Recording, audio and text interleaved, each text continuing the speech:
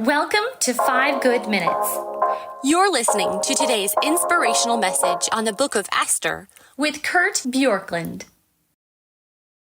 Toward the end of Esther chapter 8, we're told this, and people of many other nationalities became Jews because of the fear of the Jews had seized them. Now, the fear of the Jews might make you think, well, were they afraid of the Jews? Is it more that they came in awe, reverential awe of the Jews and their relationship to God? But here's what's clear.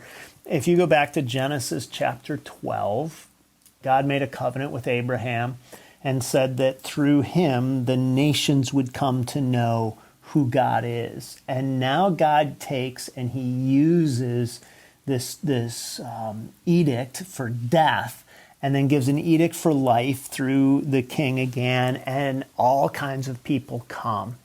And part of God's plan for reaching people is that there is a winsomeness about his people that others see, and there's a recognition of going from saying, I am under a curse to I am under a provision.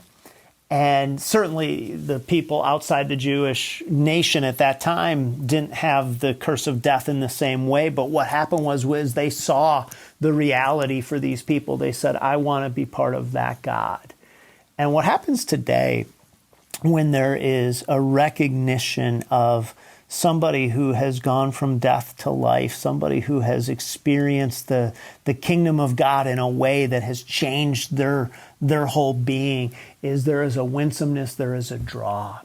So let me just ask you, who are the people in your life who are seeing or sensing that you are changed, that God has done something in your life, that you are one of God's people today, and because of it, their lives have been impacted?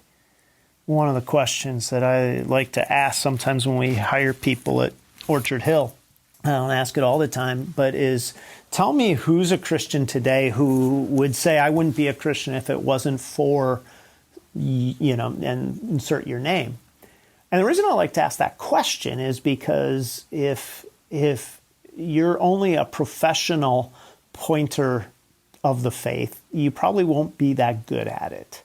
Meaning, if you only are giving testimony to those who already believe, and there aren't people who have actually come to faith because of your life, your testimony, your witness, then there's something that is missing. And what you see here is that the natural outflow of feeling the deliverance of God was that deliverance was shared with others, and there was a lot of people coming toward the faith.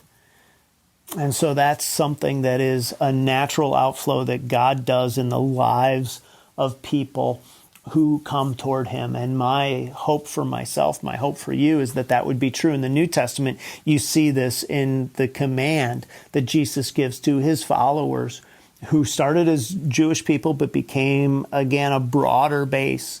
And in Matthew 28, he says, I want you, as you're going into the world, to make disciples of all nations.